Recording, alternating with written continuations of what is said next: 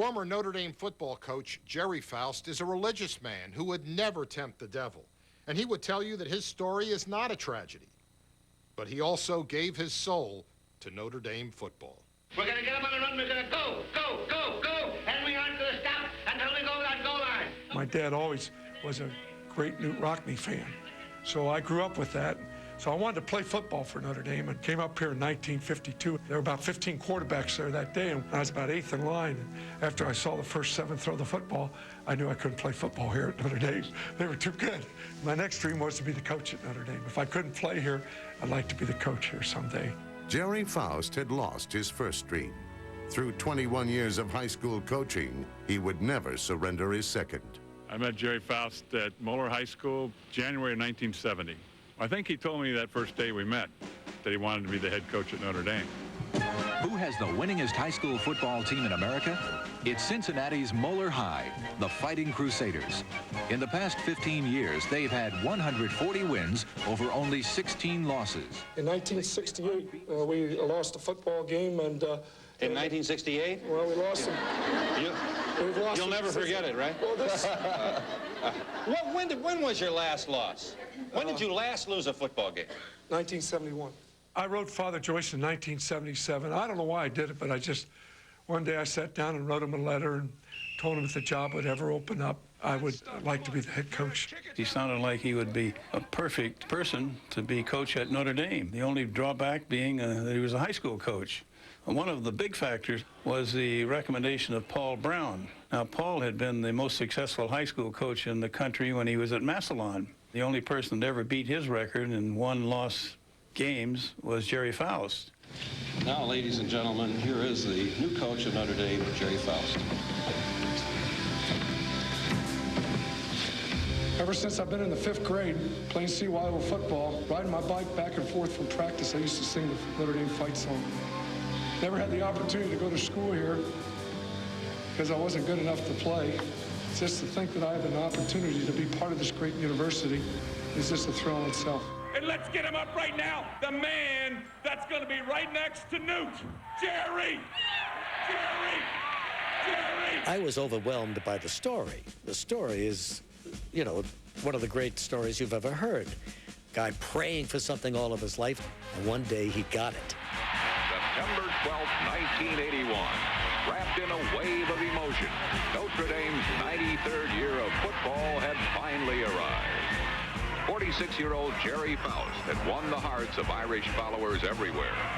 Now he wanted to win his first collegiate football game. We play against LSU. We beat them up pretty good, 27-9. A couple teams in front of us lost. In Gerry Faust's second week of his coaching career, we were the #1 team in the country. My wife told me this is going to be just like Moeller High School. Never lose. How wrong we were. Next week we lost at Michigan.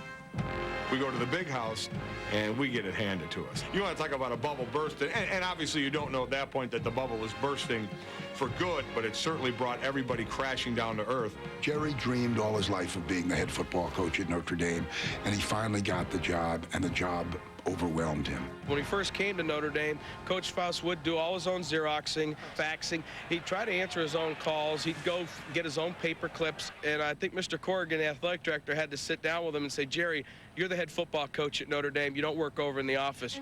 Sometimes you can love something so much that you almost get blinded by it. I think it was a little bit of that with him at Notre Dame. Our left end's offside. You jumped the gun. Guys, can't let that happen. Can't give him field position like that. What are you doing? You gotta block the guy! Faust was losing games, but he hadn't lost his optimism. Cotton Bowl representatives are here. The Gator Bowl representatives are here. The Sugar Bowl representatives are here. They're here to watch Southern Cal, but I'll tell you, after tomorrow afternoon, they'll be watching Notre Dame. And he never lost his faith.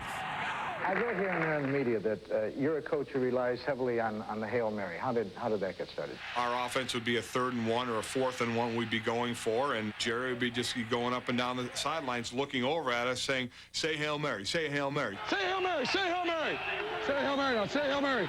Everybody say Hail Mary, everybody say Hail Mary, let's go. He would turn to everybody and say Hail Mary, and if you weren't careful, you would find yourself Hail Mary full of grace. The Lord is with thee. 30 minutes of football, man, 30 minutes.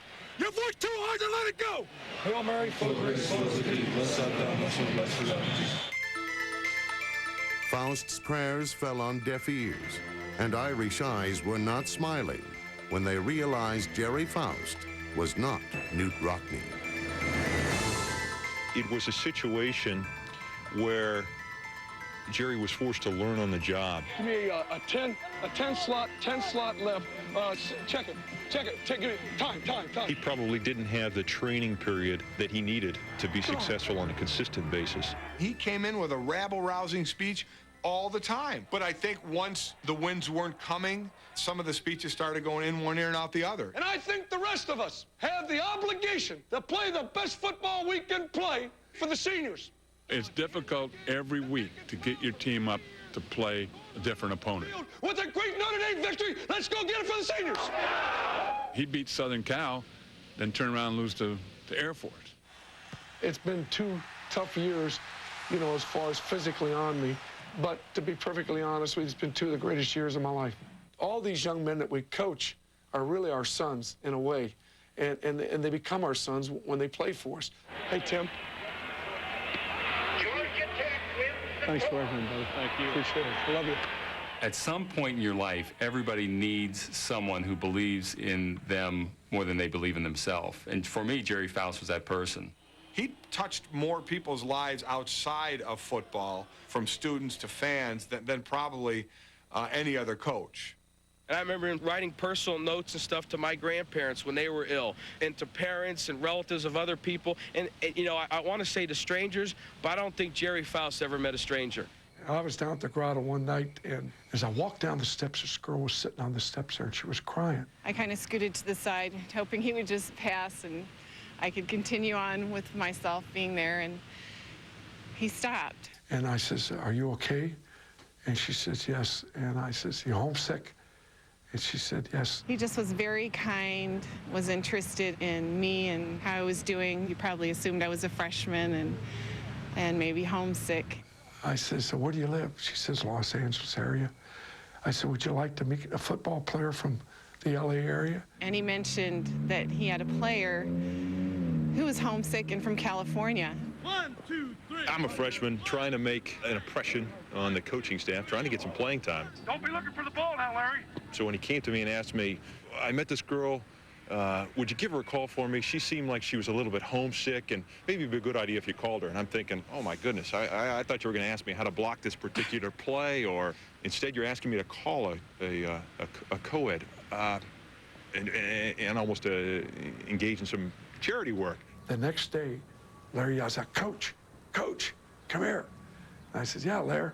He says, "Coach, you didn't tell me she was good looking." We've been married now, what, 15 years? Is that about right? 15 years, and we have 5 children. 5, indeed. Gerry Faust was certainly making a difference at Notre Dame. But football is a game of winning and losing. And as a football coach, he was winning at all the wrong things. People all of a sudden started to think, there's something really wrong here. Praying every day at the grotto and being a good guy, that's not necessarily going to get it done. That wouldn't work for a general, and that sure isn't going to work for a football coach at Notre Dame. When we return, the resignation and resurrection of Gerry Faust at Notre Dame.